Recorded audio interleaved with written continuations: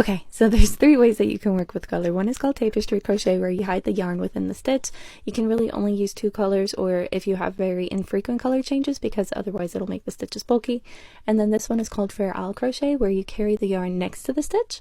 Fair Isle Crochet is commonly used for graph gowns and things like that, where you have three colors or more. If you don't like the backside, because it does leave an ugly backside, you can add a fabric lining to it, and I can show you how to do that without a sewing machine. And I also know how to do it with a sewing machine, so it's up to you. Tapestry crochet is really nice, but if you have more than two colors, it'll make your stitches bulky and ugly, and nobody wants that. The third method is called intarsia crochet, where you cut the yarn after every single color change, and then you have to weave in those ends, and I'm not going to show you that one because I hate it, unless you want to see it. This is Fair Isle Crochet. It's a color technique where you carry the yarn behind the stitches, and it's perfect for when you're working with three colors or more. My beginning chain for this swatch is 16, and I'm going to start with color A, which is my original color, and add 3 single crochet starting with the second chain from the hook. But before I finish my third single crochet, I'm going to take my new color, color B, and I'm going to finish my third stitch with that new color. Then I'm going to add 3 more single crochet with color B, and just for this little sequence, I'm going to work the tail end of my yarn into my stitches so I don't have to go back and weave it in later. Now again, before I finish my third stitch, I'm going to grab color A, and I'm going to loosely finish it with that color. If you already have tight tension, I recommend doing this as loosely as possible. And it does take some practice to get it right, just because of the nature of carrying the yarn. The biggest tip I have really is to do absolutely zero zilch tugging. You don't want to pull the stitches tight when you're doing this. So here I'm on my third stitch again. I'm going to grab color B, and I'm going to finish it with color B. Again, there's no tugging. And so when I say no tugging, there's a tendency to tug just because the last stitch of each sequence is going to look slightly bigger. But that's actually a good thing, because later on when you stretch it out, just to kind of even it out, those stitches are all going to be perfectly sized because they're going to try and compensate for the yarn you carried in the back. It's one of those trust the process techniques. If this is your first time working with Colorwork, swatches like these are good. Small projects are good, but I definitely wouldn't recommend doing a big old project using Fair Isle or Tapestry crochet.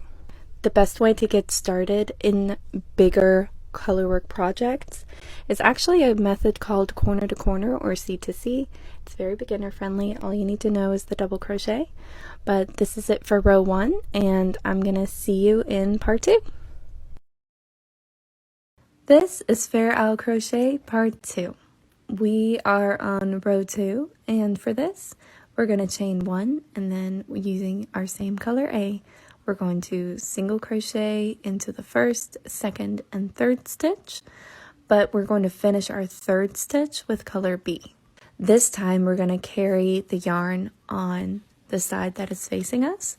So I'm going to take my original color and I'm going to drag it across like this and hold it to the side. Then I'm going to grab my color B, my new color, and I'm going to finish that stitch. And then I'm going to crochet, then I'm going to single crochet into the next 3 stitches. And then again, to finish the third stitch, I'm going to start it with color B. Then I'm going to drag that yarn across, and then I'm going to go back to color A and pull it around to the front and finish that stitch with color A. Again, I'm not doing any kind of tugging, and that's going to help the tension a little bit. So I'm going to hold it away to the side, and next I'm going to single crochet into the next 3 stitches again, and then for the third stitch I'm going to grab the color B and finish it with that one. So I dabbled into this bit a little bit on the first row, but if you don't tug on your stitches, the last stitch of each little color section is going to be a little bit bigger, and that's fine because at the end of the row you naturally tend to kind of stretch the sides out a little bit, and when you do that, the yarn in the back, the yarn that you've been carrying, is going to be a little bit more tense, and the bigger stitch is going to get smaller because it's going to get tugged on in that way, and it's going to compensate to keep it from being too tight. I don't know if that makes sense. I hope it makes sense.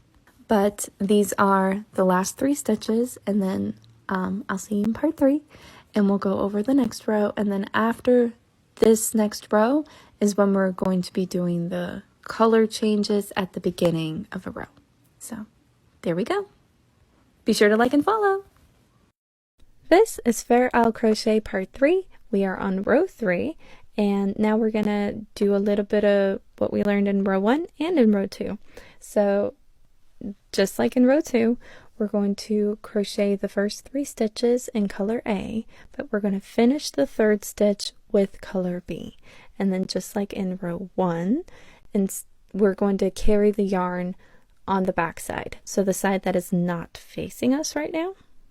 And to transfer the yarn, we are not tugging on anything, and there you can see that the 3rd stitch is a little bit bigger. That's fine. I'm still not going to tug on it because it'll help me maintain tension a little bit more easily.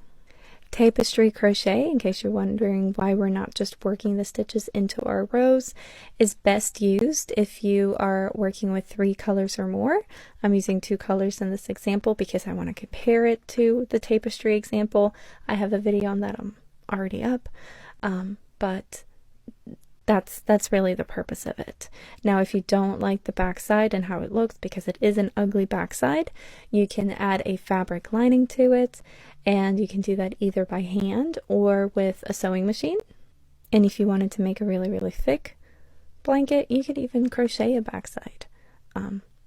But that's more for another day. So here we are at the end of row 3. I'm just going to finish it with my color A, and then in part 4 we are going to start row 4, but we're going to put color B on top of color A and color A on top of color B. So the red is going to be on top of the tan, and the tan is going to be on top of the red. If you like these kind of close-up stitch tutorials, be sure to like and follow. I post them every single day on my page. This is Fair Isle Crochet part 4. We are on row 4, and this is where we're going to start switching our colors for the row. So before I chain 1 for my turning chain, I'm going to pick up that color B, and I'm going to make my turning chain with that color. In this case, it is okay to tug on the original color, and then you also have the option of either working that strand into your stitches, but for consistency, I'm just going to leave it as it is so that you can see it. And I'm going to again do my 3 single crochet with color B, but before I finish the 3rd single crochet, I'm going to pick up color A and finish that stitch with color A. After I've picked up this color with the color B strand going towards me, I'm going to make 3 more single crochet with color A, but before I finish the 3rd one, I'm going to rotate that strand toward me, pick up color B, and finish the 3rd single crochet with color B. Now this is the last part of this little series. I'm going to do tapestry crochet next, so you can stick around and watch that. If you like these kind of close-up stitch tutorials, be sure to like and follow. I post them every single day on my page. If you have any questions about this stitch, or you would like to request a stitch, you can leave that in the comments of any of my videos. I check all my comments, but I rely on the notification system to let me know when someone's commented, and I've noticed that sometimes I don't get notified. So if I didn't at least like your comment, there's a good chance I didn't see it, and you have my full permission to repost that comment without feeling like you're being pushy, I guess. I've had some people tell me that they thought they were being pushy. You're not. It's all good. But yeah, I'll see you in the next video. Bye!